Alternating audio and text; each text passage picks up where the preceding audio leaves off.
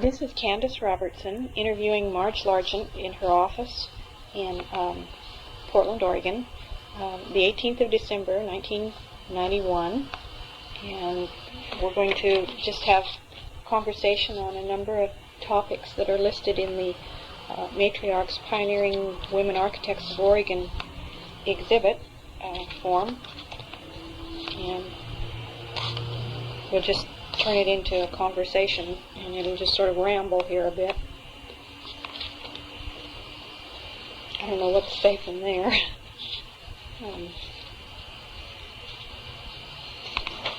guess I should just go through these. Okay. Okay, there's a list of questions on the fourth page of the form that we've got. And the first one is, what led you to become an architect? Just a pretty general question. I think I was born an architect because when I was a child I was always interested in putting things together in a spatial solution rather than playing with it after it was put together. And I would lay out rooms on the ground with sticks for my friends to play dolls or doctor or whatever it was we were doing. And I was always the builder architect, and we made the space, and they played in it, and I'd add a room on or add a suite on. So I think I was just born to be an architect. It seems to me like an awful lot of the women that I've talked to that are in architecture made a decision really early. It was some early childhood thing rather than a later on decision. Seems a pretty usual thing. We can go right through this list, or we can just sort of ramble for a bit. Let's go through the list until I hit a snag. Okay. Okay. Who was instrumental in assisting your decisions? I think my high school art teacher, Jean Glazer, who is a Portland, Oregon resident, was very instrumental. I pretty much knew what I wanted to do. I didn't know how to do it. And if it hadn't been for Jean, who was probably the only teacher, mentor type that I ran into, nobody beyond that was going to tell me which program I should sign up for, which school I should go to.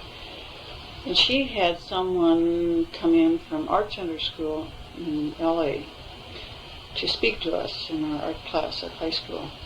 And I was so taken with this woman who was from Art Center School that I think when I graduated from high school I worked a year in the shipyards, but before that I did a year's stint at a business college in Salem. But the minute I had enough money from working in the shipyard, I decided that if that was winning the war, I think I'd go on with my chosen profession. So I went to LA, took my money, went to LA and enrolled at Art Center School. And while I was in Art Center, I worked my way through school there by being a streetcar conductor in LA. So I worked my way through school. But Jean Glazer, I think, was the person who really opened the door for me. When was that? What was that? I graduated in Salem High in 1941, so she was probably my art teacher from 38, 39, 40, 41. In that vicinity. Mm-hmm. Just before the war. Yes. Before the war. Okay, next question on the list. Obstacles.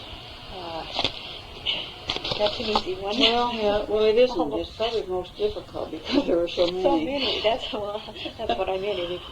Almost everything is an obstacle. Because while Jean Glazer could maybe open a door for me, almost all other doors were closed, and it was very difficult. When I realized in art school that I needed some engineering, and I thought at that time, I kind of admired Paul Thierry's work in Seattle, so I went up to talk to him, and very graciously, I should say he was a help too, because he took the time to talk to me. And he said that he thought the University of Oregon at that time was a better school than the University of Seattle in Washington. And so I came back to Oregon, and while I was waiting to get into Oregon School of Architecture, because at that time all the guys were coming back from the war, and quite rightly were receiving priority. I went to Willamette University in my hometown and took the undergraduate courses that I needed. And about a year and a half later, I got into Oregon Architecture School, and at that point started meeting some obstacles, but I really didn't realize that they were obstacles until later. We were pretty much, I was the only woman in all of my classes. I've heard that before, and I've even said that myself, that looking back, I could see where there were obstacles placed in my path. But early on, I didn't understand or didn't see them, and I thought everything was fine all the way through school. I didn't notice the obstacles. I just sort of I think I had that same shell about me in school. I think I told you on the other tape about my class where I was the only person right, 18 men wrong, one woman right. Well, because that is on the other tape, and it might not get easily cross-referenced with this one.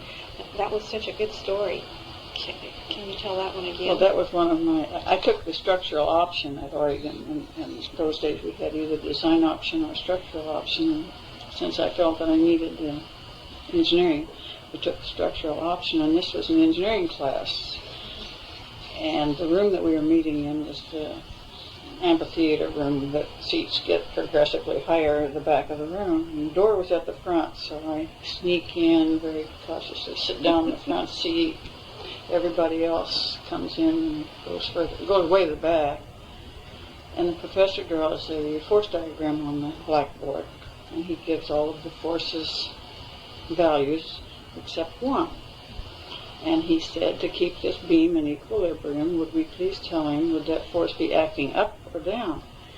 And he asked for a show of hands for the people who thought it should be acting up. And I raised my hand.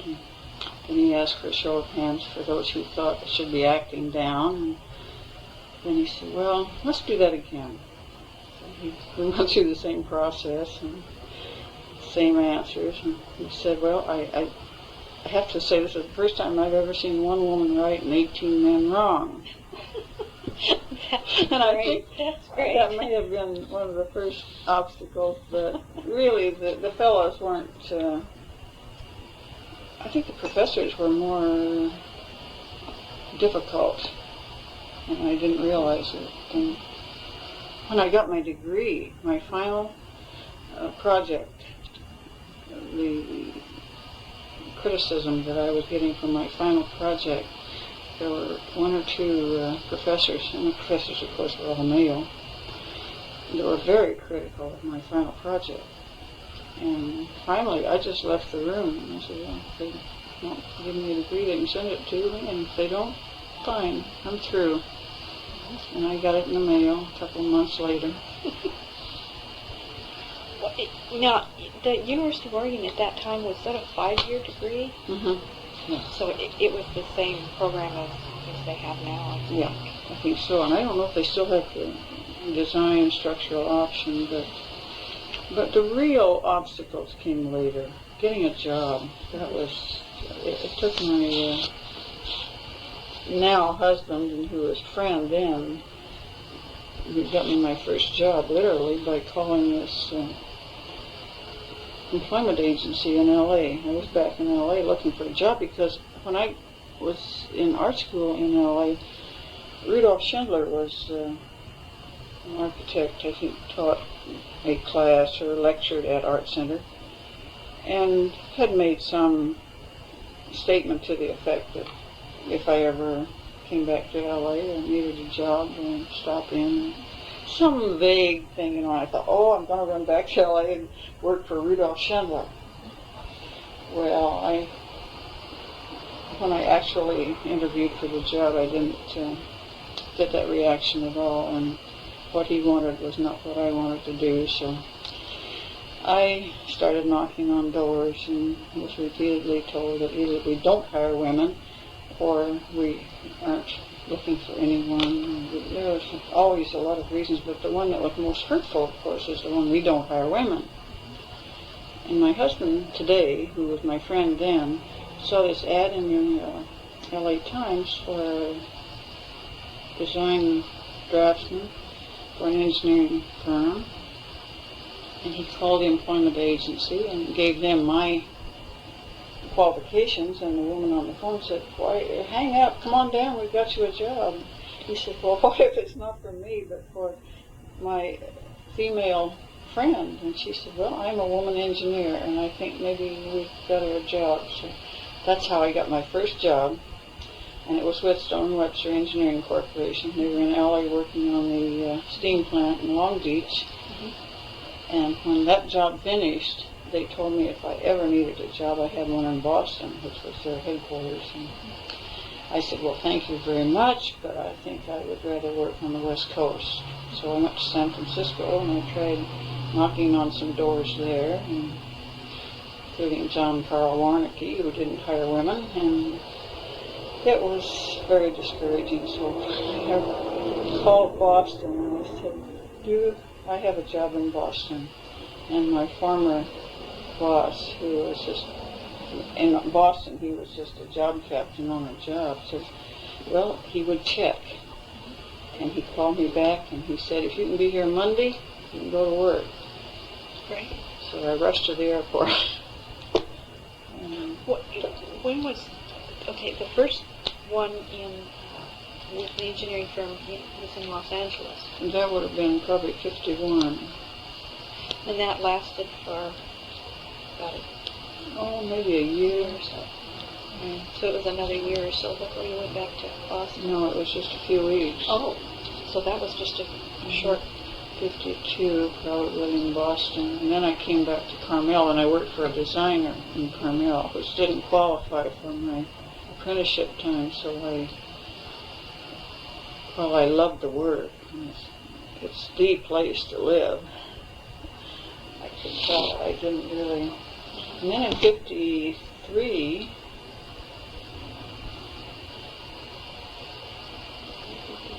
'54, Craig and I got married. I married my best friend, and he's continued to put his hand behind me so I don't give up or back out. He's been my wonderful to have supporter. Somebody like that. Yeah. It's really good.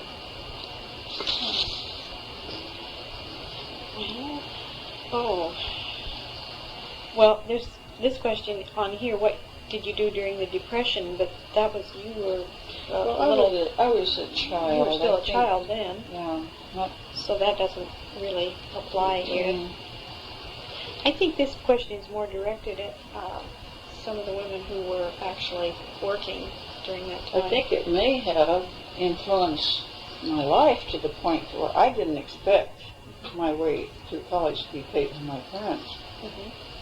I expected if I went to college and whatever I did, it was my obligation. Unlike some children I know today. That's true. You have a point there.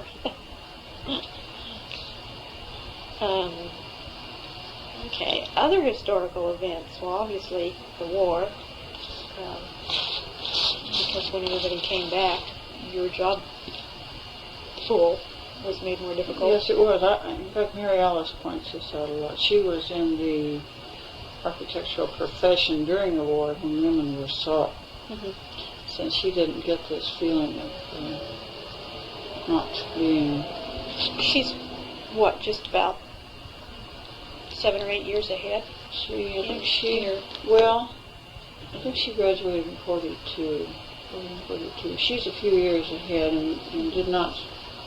Those war years took some time out of our lives, and of course going to art school a couple of years slowed me down. But she was working then when they needed women. Yes, she was so working. The jobs were readily available for her. She was on the other side of the door. Yeah. It's amazing how fast that door opened and then how fast it closed again. Right. It's real definite. I think she has probably felt some discrimination, but didn't recognize it as such. For instance, she was the first woman, I think, to do specifications in the CSI format in Hawaii, and in fact joined CSI when it was just an infant, and was doing them in CSI format in Portland probably before, I don't say anyone else, I don't know, but I know that the ones she did for the Hawaii State Capitol, her boss got cold feet and wouldn't use them. He went back to the old. It was too modern for him.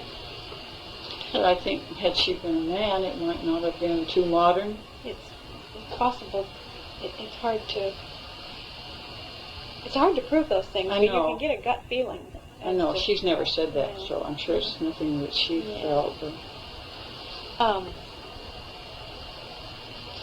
was trying to think of any other historical events that were going on in the 50s and 60s.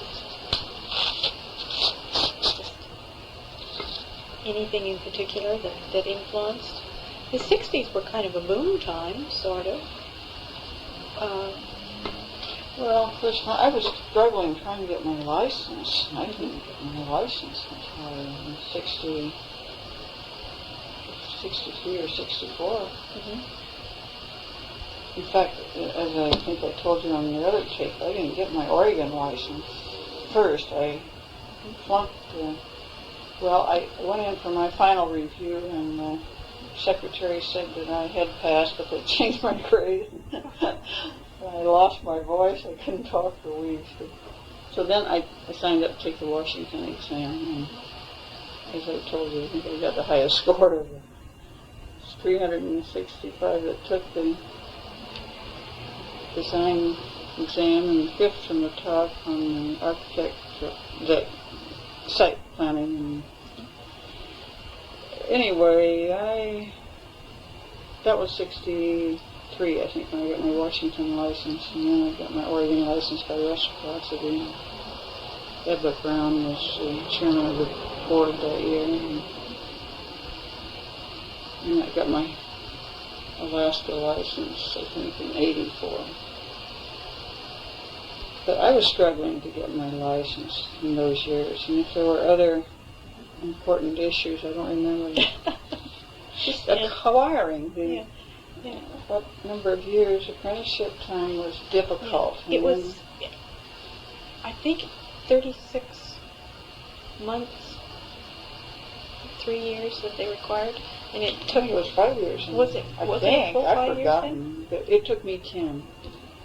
Well, it took me 5 years to get 36 months that they would count, that they would accept. So I can see how it easily be more than that. I can't recall if I ever heard if the amount of time of the apprenticeship had changed. I haven't really kept up. I know it's not quite the same, but it's different now. Which way it went, I'm not sure. Let's see, what else is on the list? Well, most of these questions are sort of about how outside influences and so forth affected your career and your family and so forth. And I'd like to go through those. But then I'd like to talk about your projects and the things that you've done that we might photograph later on. But why don't we work through the rest of these questions here? Here's a great one. Mixing work and family and children. How did that mix work out? Well, that was interesting. You said your husband was very supportive, so that must have been really I always say that I burned most of the food until the kids went off to college, and then I quit cooking altogether.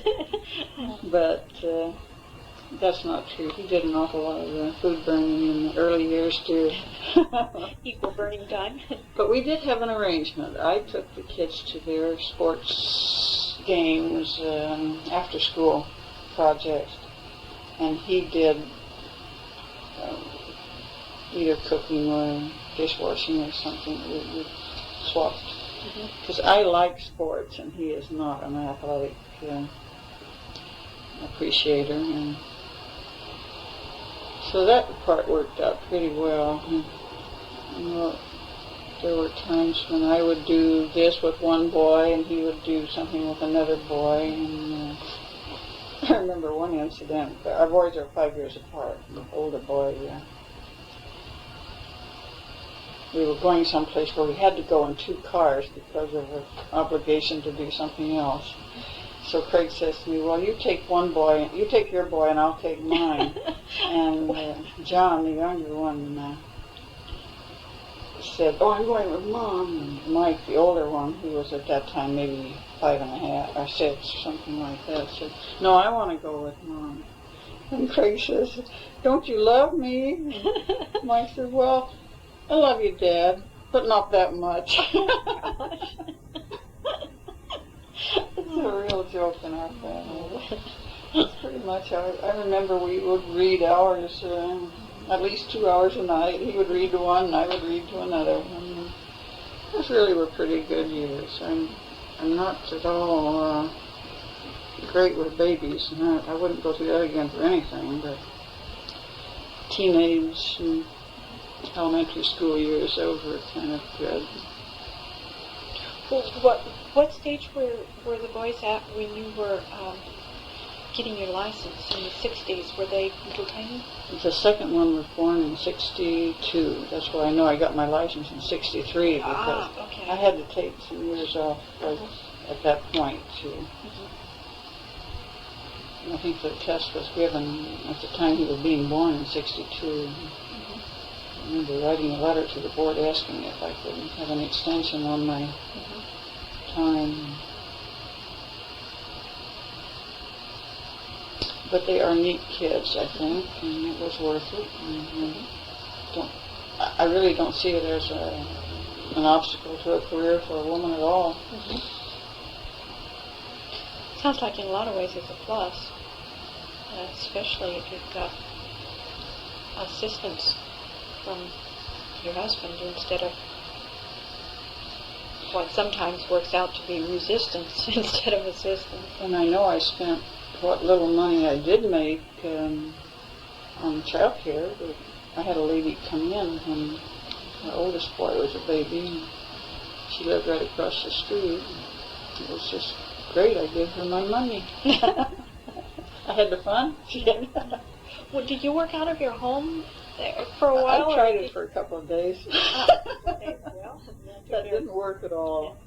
Even though I had the housekeeper there, the child always came to me.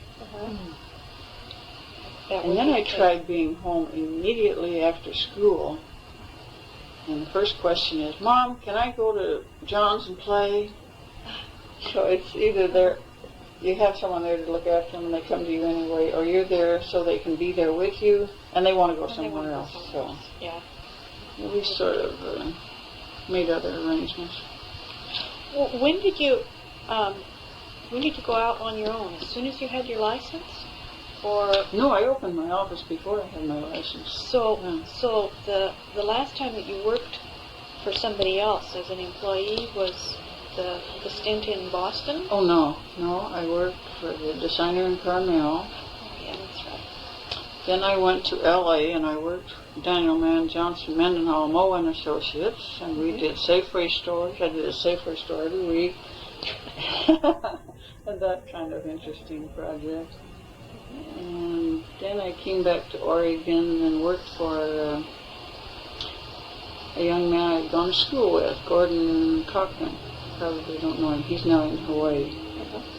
And then I decided to start my family, and just when Mike was born, I opened my own office as a design consultant. What? In Lake Oswego. So, Mike was the older one. Was the older one. He was born and then you opened your own office. Was that decision connected? Was that, or was it just coincidental that was when you opened your own office, or was somehow or another that connected? I don't think it was connected at all. It was during that time when Mike was a baby that I was going for my Oregon exam. And probably about that time that they told me that I had passed, but they changed my grade. And I think I just decided to heck with it. I'm going to open an office and start working and do what I want to do. And I probably had a job. I think I did. I had an apartment house out in West End to do. That's what makes you open your own office? I've noticed that. That's what made me decide to go out on my own, was I had a project in hand. And as soon as you have one project, you think, wow, this is it. And then finding the second one becomes the shock. The third. Yeah. Fourth. Okay. Well, my very first project was a house for my own parents, and I think I said my dad was one of my major boosters. He said, if I can't have enough faith in you to have you design our house, I can't expect anybody else to. So. And that house today is in need of restoring, and my husband and I are trying to do that. Mainly, again, because Craig's there with his hand. I probably would just say, sell the thing, let him tear it down, but he wants to restore it. Where is it? Salem. Advice to young women considering architecture as a profession. Well, anything?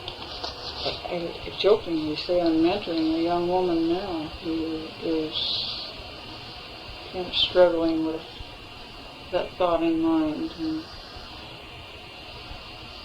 I would not discourage them.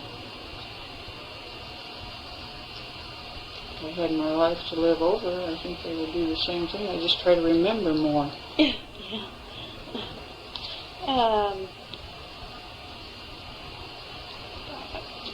And the last question on this list is, do you think a larger percentage of women in architecture will affect the field? I don't really know, and I really don't know that I care. I've never thought about it. When I was in school, I was like you. I was always one woman in a room full of other men. And that might be 1 against 16 or 1 against 300, depending upon what the class was. Once in a blue moon, there'd be one other woman, and she would invariably sit at the far side of the room.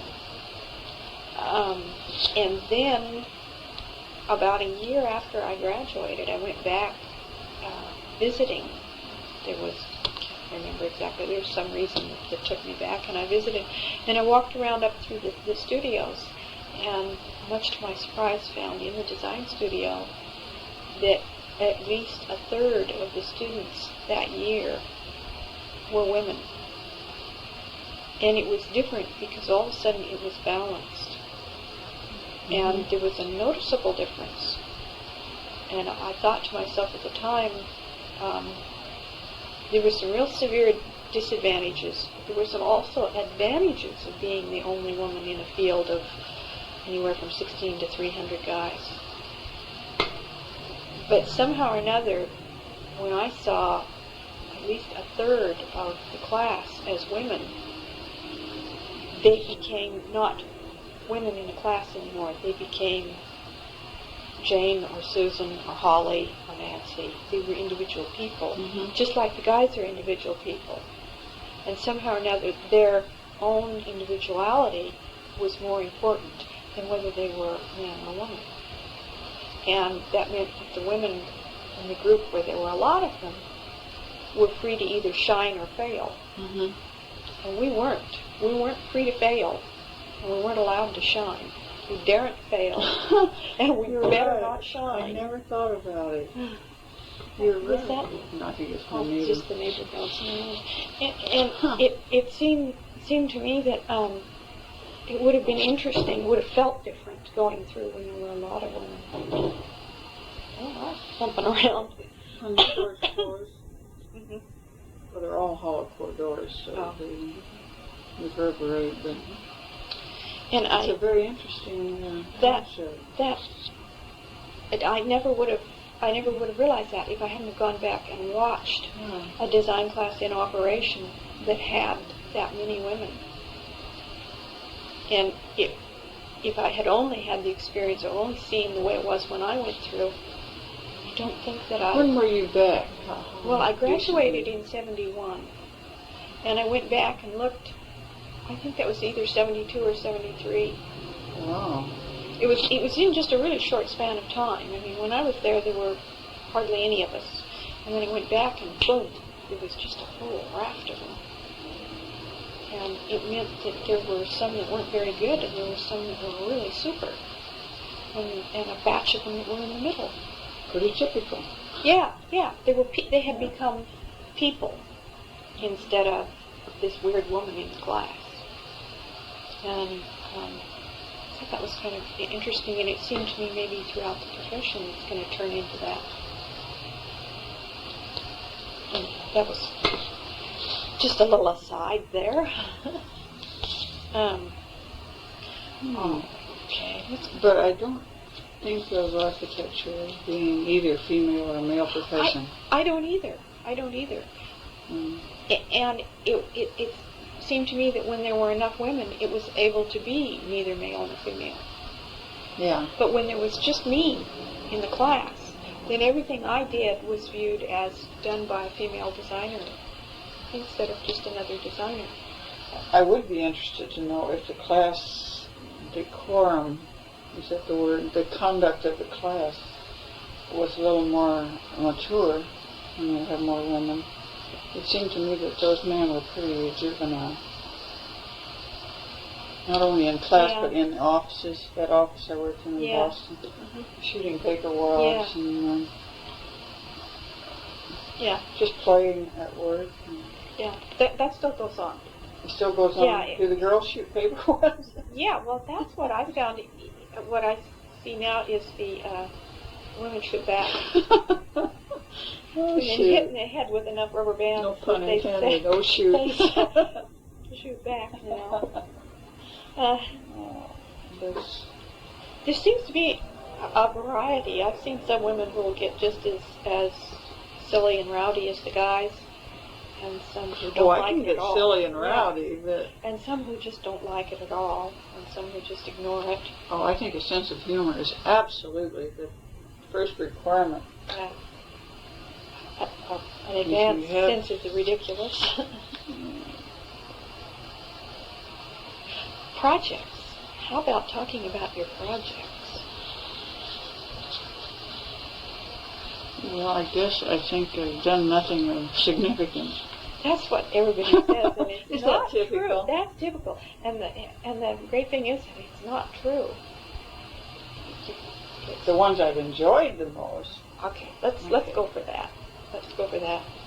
They're much more significant than you think. Well, I enjoyed working on Shantae, which is a commercial office campus in Lake Grove. And there are 3 buildings in the project. The first one we did in 64, 65. And the last one probably in 10-year increments. So it's been a very good project. I liked the development. Couldn't afford to do it all at once, but still it was a long-range plan that finally was culminated, and I liked that very much. And another favorite project was my earth shelter house in Friday Harbor, San Juan Island. That was the one you showed me the photograph. Yes, I had done a house for this family in Mountain Park, and he was all of a sudden transferred back to the Seattle area with Weyerhaeuser. And so they paid me for their house, which they didn't get built, and said, we'll be in touch. And next I heard from them, they had bought a lot in Friday Harbor on San Juan Island. And would I be interested in doing a house that far away? And I said, fine, I have a Washington license, let's do it. So I met them on this south-sloping hill site, and, well, I didn't meet them there. And you take a ferry and you travel together for hours to get there. And the more we talked about it and what they wanted, it was their retirement home site, and they we're very much into energy conservation and conservation generally. And the more we talk, the more we realize that what they really were describing would be a solar home, both planned for active solar, but basically a passive solar house that would face the south, would be underground, and would have just all the passive solar elements, and still would be, we designed it so we could put solar panels onto the heating system, and which they didn't do and may not have done yet, because we found that when it was 6 degrees outside with no heat at all, it was 65 degrees inside. It was comfy. With the sun shining through the window, just during the construction phase. So I think they probably have not added those solar panels. It has a heat pump.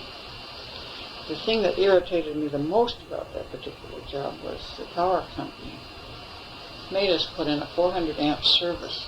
I had never done a house that required more than 300 amps, and this was to be an energy efficient house. And I said, why? I said, well, you've got the heat pump, you've got 2 water heaters, you've got, all these things. Have to do it. Well, I talked to my friend at Bonneville, Rod Mormon, you know him. You don't know Rod Mormon? He's CSI member. Oh, okay. And he said, well, I think it probably has more to do with the fact that they just put the new cable underground and they were trying to sell electricity. But he said, if I were you, I would have them put it in writing that if and when your client gets their active solar panels and they no longer require all of this energy, that it would be taken out. And I'm not sure that my client did, but I advised him thus, and hopefully with that, it probably uses less electricity than any house I've ever done, except our own. Mm-hmm. And what other interesting projects? Well, I enjoyed working in the medical center in Lake Oswego. We have a lady business manager that I worked with, and several doctors, and that was the worst part of that job was the city getting clearance to build on the lot, jumping through all the bureaucratic hoops, and that took 1.5 years. Was that just standard construction, or was that with some solar energy saving stuff? It was pretty standard. Very standard. Nothing. How big was it? Maybe 6,000 square feet. Oh, that's good size. 2 floors, each floor. Wait, what's the chronology of those? The house in Friday Harbor was before the medical center, and probably after the Shantae first building. If those are the ones, if those are some of the ones that you'd like to see on the exhibit panels, we'll get dates and stuff like that for those later on. Okay. We're not limited to 3 projects, but we thought for the exhibit that was what we would target, because we didn't want to overload people asking them for too much stuff. And so we sort of started with a framework and said, well, this is the center target, but we're flexible. If there's more or less than this, or something different that you'd like to exhibit, why, we want to hear what you would like to see. That.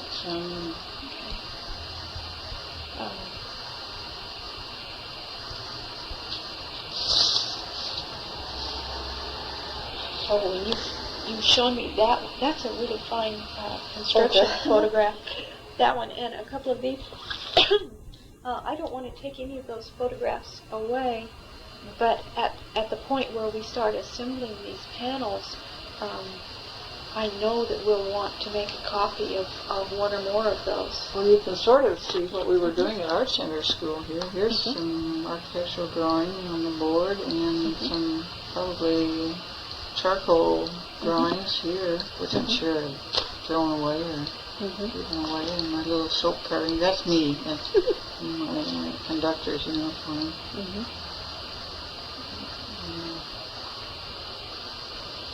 Art Center was my goodness, it was an expanding, mind-expanding place, because at that time, the people who were teaching there were architects who had nothing else to do. We had Sullivan, who was the head of the planning department in LA, on Planning Commission. And in those years, that was in the 40s, he was so concerned with what was happening to LA. This was before Freeway Number 1 went in. And he would just turn over in his grave if he could see it today. And we had, as I mentioned, Schindler and Harwell Harris, and it was just... Is there any of their ideas or things that influenced you in particular, or anything that you came away with that was like a thread through your work? I think so. The main thread at Art Center is try anything. Whatever comes to mind, try it, draw it, do it. And and they had so many diversified and varied minds teaching that it kind of eclectic sources and draw on all sources that you could. Bruce Goff, I think, lectured there, and his ideas were way out. Yeah, they're still considered fairly far. Oh, I should have looked through my notes to see who really. Well, it was just a rich stew of brilliant minds. And at the time, I think I was not, as I said before, if I had my life to live over, I'd try to remember more. I'm sure that I was only half there. I think everybody at that early age. Have you heard that before? Yeah, everybody sort of absorbs about half of what's thrown at them. We don't realize the importance of it until it's gone. Yeah. Well, just your work since then, is there any particular thread that runs through it of something that you're more interested in than others? No. Like the energy efficiency or... That, if my client wants it, and I feel that I don't have a style, but I love solving problems. And so if you come to me with a problem that entails spatial concepts and putting it all together, and hopefully for a price, that's my end result, is to please you as a client and have it suit your needs and your purse and your lifestyle. And I don't have any style. I have no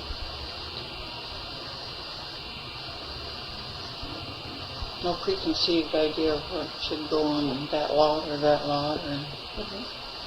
I was very fortunate to get the clients that wanted the solar house, because it would never, ever be something you would push on a client. Yeah, that's true. And they love it. They just love it. So no, I don't have any... It seemed to me that at one time, I remember you saying that you were somehow involved with the Lake Oswego planning system somehow or another. Well, I did sit on all of those land use planning boards. Yeah, that's it. Committees and things. Well, maybe you could kind of talk about that a little bit. And I am on the Building Board of Appeals right now. We haven't had an appeal in years, but They tell me that we're still the same body. Oh. You're there in case. Yeah, just in case.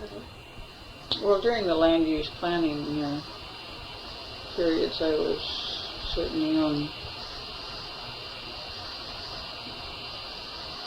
And I've been on park committees and various other committees in Lake Westwoodville, but I remember a particular case in Lake Grove when we were hearing input from the neighborhood. A lady who lived on Quarry Road, she didn't want anything else to happen on Quarry Road because the traffic was getting so bad in front of her house. I couldn't help saying, lady, I'm Mrs. whoever, the traffic was so much better before you came. Yeah. That was the problem with our land use studies. It just, nothing was solved. I don't know if it's any better than it was or... Well, is that an ongoing thing, or that was... That's what led up to our land use legislation. Okay. And this was the writing of the legislation. And the urban growth boundaries were set down, and the designated use of land. And What was the period of time that you were involved in that? I don't know, 3, 4, 5 years. And I don't remember the year at which it was... Well, maybe we can find that out, and when we do the biography, it'll have lists of committees and that kind of stuff. Yeah. And then we can put the dates in on right. on It is that. on that list. Okay, great. And then I know that you've been massively involved in the CSI. That's a big... I think I'm big involved thing. in CSI because the person who asked me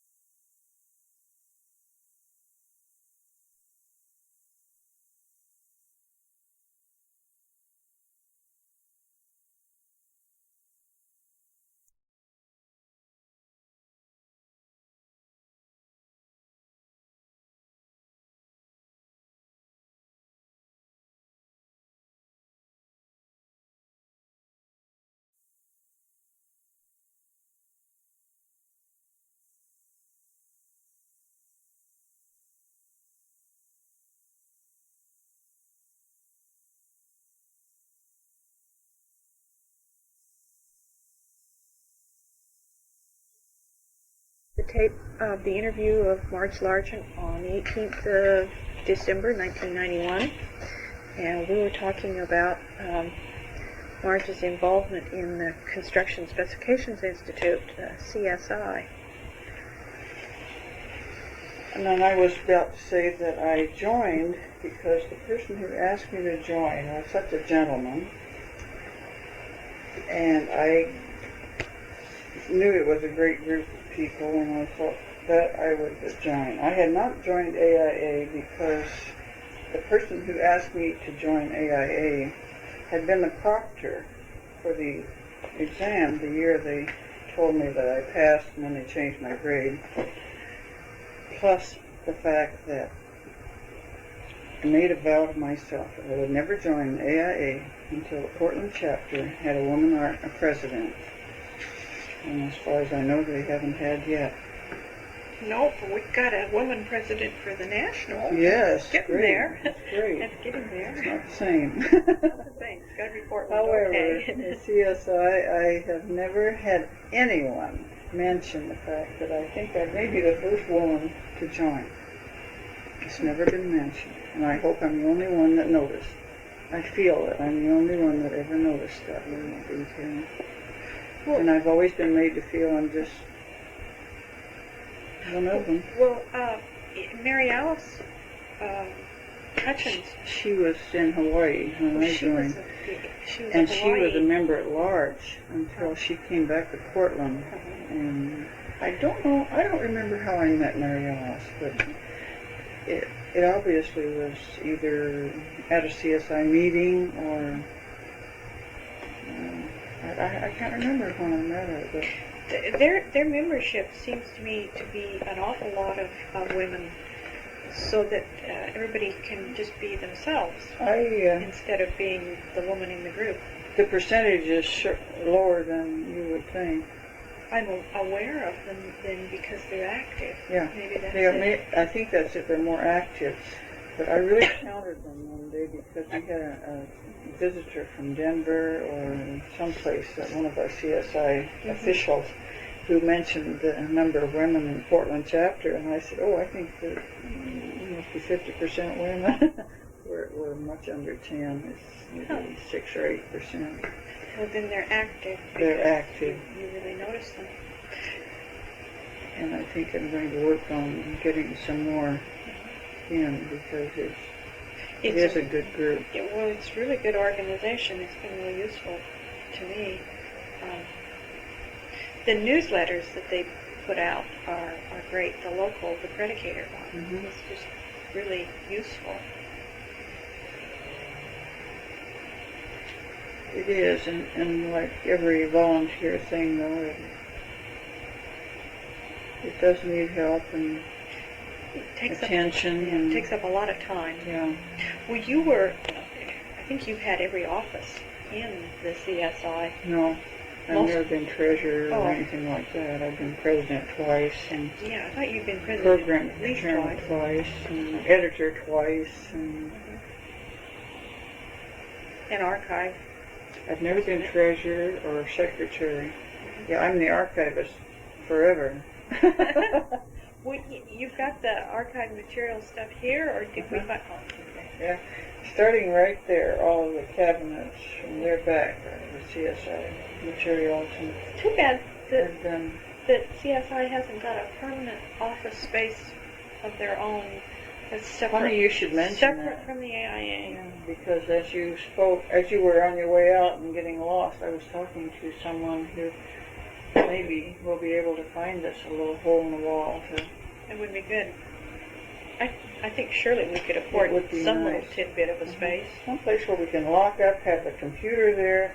Anybody that wants to can go in and work on it once I learn how. And keep all of this stuff there. These pictures. I want to get a file. You know how they display carpet on those swing out folder? Yes. I want to get a thing for these pictures that we can put on. That would be good.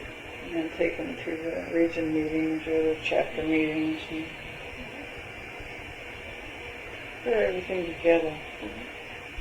One thing that I've noticed with the CSI and also with the AIA both is members get signed up and they're a member for a while and then they drop the membership at a high rate. There's a high rate of attrition, and with the CSI in particular, I think part of it is because they don't have a handle on the CSI organization. And part of what our local chapter membership attrition is due to is the products fair. And the person who, for company A, during the products fair joins the chapter because they get a lesser. So, we interrupted for a minute for a telephone call, and we're back, and we just want to finish off the CSI commentary. Right now, you're just the archive person? Yeah, I'm what they call a chapter executive, but I think once I get things organized to the point where I can say that yes, there are minutes for certain years and there aren't minutes for these years, and get things chronologically documented, and then I think that I've worked myself out of that job. But historian, archivist, there needs to be somebody that does that. And if we did have a little office that we would work in and that would help a lot. Do that, it would help. a central place to store everything, and someplace for somebody to come and do some research and so forth. One thing that I've noticed with the CSI, as valuable as it is and everything, to get involved takes a lot of your time. It really does. And time is money, routine. I can only afford to give away a certain amount of my time, and then I need that time to go to something that I can earn some money off of. So it's expensive to get involved a whole lot, and it seems to me that the CSI and the AIA both are so much in need of people donating their time that if they find somebody who does, they work them to death. Even though they've got a broad base of people who are members, a lot of the members don't participate at all, and a few of the members participate to the point that they burn out, and then they walk away. They burn out, or they give the impression of running the show, which I'm sure none of us or but it's just because nobody else is coming forward to take up the slack. Volunteers are... Maybe it would be a thing to do to figure out how to get volunteers a little more anxious to volunteer. One thing that I noticed was this CSI is a confusing structure to me. As long as I've been in it, it's still a confusing structure to me. If there was some kind of a notebook or a handout that were given to new members. Operating guide? Yeah, well, how to operate your local CSI. There was an old operating guide, and then when the administrative reference from the Institute came out with chapter operating guides, and we quit handing out our little one. But we're working on one now. Well, I haven't seen either. I've never seen either of those, neither the old one nor the new one. Yeah. Well, Betty Bellwood, when she was president, gave out the blue notebooks. I don't know if you noticed them next to the last predicator. I asked for people to I noticed that comment, but I had no clue. I had no reaction. I have no idea where they've gone. But those notebooks had operating guides, and it's hard to get people to pass along the minutes of the last 3 years. I can't find. The secretaries don't know where they are. I keep all those kinds of pieces of paper that come my way, and then I think, well, heck, why am I keeping these? Everybody else is keeping them, and maybe everybody else is thinking the same thing, so that nobody keeps them. Well, there are three sets of minutes in the year 1990 that never got published, and they simply don't exist. They must have just got erased as soon as they were Nobody saved them. I'm hoping that Gunnar has them in the file for the predicator, even though we didn't get them in. They're there in the file. Well, anyhow, you're involved to get back to the formal interview stuff. Your involvement in the CSI has been pretty extensive. It's really the only organization I belong to, and outside I belong to a church, but that's not architectural.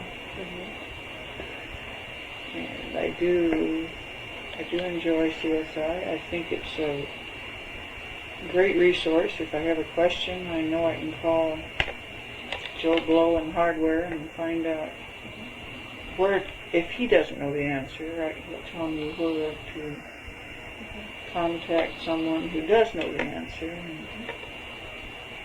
And it's on an equal basis. Never any pat on the fanny or pat on the shoulder, head, or anything. Little girl.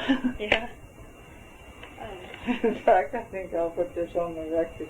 I called Bob Thompson the other day. He's the chairman of the Publications Committee.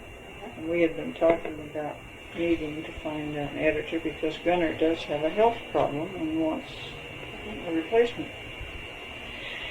I called Bob Thompson. We were talking about the lady who's been doing the typing.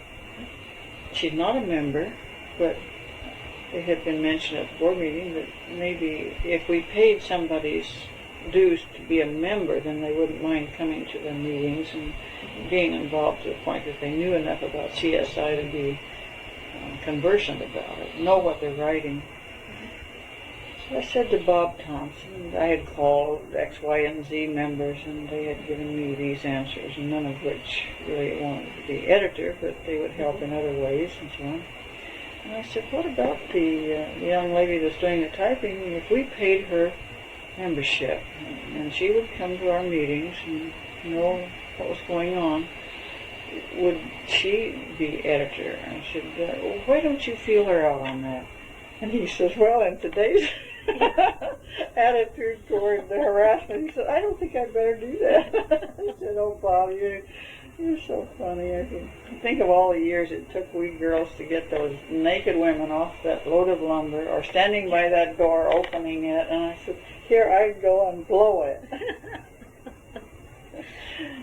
I will never do that again. But yes, CSI I think is a good organization, and it's very broad. It encompasses the whole construction family. And since I don't plan to retire, I will probably die as the archivist at CSI. I think most people that are working in a field that they like, that they enjoy, see no point in retiring. This young son that you saw, we have an agreement. I told him one day when he was looking at my plans, and he said, Mom, why did you use whatever size nail or anchor or whatever? And I said, oh my God. And I said, John, when you see that I'm doing something just absolutely scary, I said, you take my key and lock the door. And I'm going to put it in writing because I'm serious. I don't plan to retire, but on the other hand, I don't want to do something stupid. Yeah. And there is a limit to one's life. There really is, and I'm quite accepting of that. There's, in my hometown, there's a number of physicians. My father is one of them, and most of them are older, and there aren't any that are really very young. One of the physicians retired a number of years back. He was close to my father in age, a little older, but not much, pretty close. And he retired at what was considered to be more or less a normal retirement age, because he thought you get to that age and you should retire. And after he retired, he closed up his office, and I don't know, I think he maybe even sold the building. So there wasn't really any possibility of going back to it. And he referred all of his patients to the other doctors, so forth and so on. And he found as soon as he had retired that he didn't have anything else that he liked to do or that he wanted to do, and he was still in good health, so he wasn't preoccupied with just, his own health or anything of that sort. He took to hanging around the hospital, and he would lurk in the corridors and talk to the people in the nursing home and just sort of hang out. And he told my father at one point, he says, retiring was the dumbest thing I ever did in my life.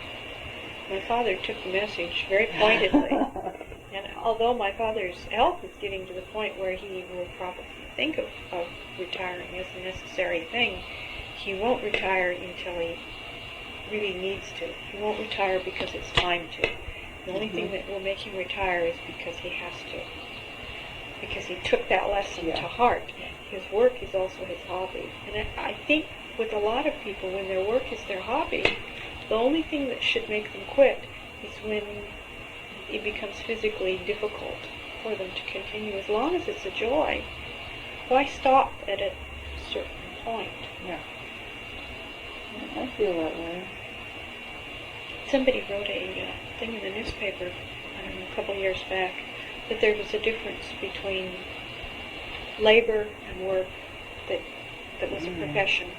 And a work that was a profession was a work that you chose and you really enjoyed. And labor was something that you were forced to do. And if you could retire at 35 from labor, do it. I agree with that. But from work that you enjoy, not to retire until you really have to. I think I can count on my one hand the number of days I've dreaded going to the office. That's pretty good. Yeah. Because usually it's just, it's where I belong. And I love it. But the other thing I like to do is swim, and I think that's maybe... So. Where do you go? Why? A friend of mine has a pool. Oh, private pool. Yeah. Oh. About 90 degrees. Oh. You do have a deal. Yes, I do have a deal, and I think it keeps me in pretty good circulation, good physical condition. I think. Oh, my mother was totally blind when she died. She had glaucoma, and I do keep my vision checked, and it's still excellent. So I think that my eyes are going to be all right. Maybe swimming keeps. I don't know. I think being a doctor has certain rewards too, because every now and then I wonder, why is it that this makes this happen to one's body? You know, why is it that when you just sit all day, and I go and swim a while, and I'm full of vitality and vigor, and some people run. I don't think I'm a runner, but I do like to bicycle. What do you do? I don't run. I think that's hard on a person's joints. I do too. Everybody that I know that really knows anything about it. In fact, it's I see hard on your joints. fewer people running. Yeah. Walking is supposed to be exceedingly good. But you should do something. Yeah. And start young. Yeah. I don't have a specific thing. I used to take dance lessons, ballet. Oh. And that was nice. That always has a little more interest to it than just... Well, if you had a little gym, you could do it, yeah. I can't get into just repetitive things like jogging or something like that. Yeah, well, I need it to stimulate my head as well as my body. well, you know, as I swim, I use my mind to solve my problems for the next day. If I'm working on a project. Well, swimming has a little more to it than jogging or running. Jogging to me is just mindless, and what's truly mindless is some of those machines that they have. Wow. Those exercise machines? Yeah, the exercise machines, or the bicycling in place, as opposed to being able to go out and bicycle on a real bicycle. I have friends who have bought such devices, and they don't use them. And they don't use them, yeah. But a real bicycle, they go out and tour around and stuff. Dance is nice because it does both. It's good for your body, and it's also complex enough that it gives your mind to work out. Inga and I went bicycling at Sun River, and I thought there was a picture of it. It's gone. Maybe she's got a copy of it or something. Oh, I forgot it. Oh. Okay. It's around here. It's not very good. I wouldn't let you have it if I... Oh, one of those, okay. Trying to think of something to kind of tie this together here. I think we're getting about to the end of this. I wanted to say back on people who were instrumental in assisting my career, that I've always been grateful to an uncle who lived with us. I'm sure he caused my mother a good deal of anxiety, but he was kind of handicapped, and he lived with us for a year or so. And he was aware of my struggle on some particular issue one day, and he said to me, "Why let it upset you?" He said, "Nobody knows you. It doesn't matter to them what you're doing or thinking on this particular thing." He said, "Don't let it bother you. Go ahead and do what you feel you should do. Don't let others influence you in a negative way." And every time I have that situation come up where I'm even inclined to wonder what other people are thinking, whether I should or would it influence such and such the relationship. My goodness, why should I'll do what I want to do. And in fact, to close the whole thing, I'll tell you how I happened to go to art school. I was working in the shipyard. Went to a theater one night to see a movie. And I was there probably by myself on Broadway in Portland. I was living in Portland. And I was sitting in the seat watching that stupid screen, thinking about what, this war thing, this building ships. It was such a almost pointless job. I thought, if that is winning the war, there's no way that what I'm doing there can be winning the war. So I'm just going to get up and go to school. And I think I went to the bus station, bought myself a ticket to Los Angeles, and I'm sure within a few days I was gone. I just decided it's just pointless, just thinking of what I'm doing. I was working on a paper job down on the way east where they, fairly close to where they launched the ships. And to show you the example of what those workers were doing, it was a highly unionized place. You had to join the union. In fact, I think that was one of the reasons I was about to quit, because I had to join the union or quit. But for example, one day I needed a light bulb, and there was a guy going down the ways with a cart, four-wheel cart with boxes and boxes and boxes of light bulbs. And I went to the door of my office and I said, "Oh, I need a light bulb." And he said, "I'm sorry, but I only serve the such and such a way. Right on by." That is so stupid. He couldn't give me a light bulb. So I just went on with my life. That's a great story. The government is enough to make anybody decide to get on with it elsewhere. Yeah. There's probably people getting on with it that did eventually win the war. Well, I think maybe we should end the tape about there. This was, I think we've got about close to about an hour, I think, on here. Somewhere around in that vicinity. I think we started about 4:30. Mm-hmm. That should do it. Thank you very much. You are very welcome.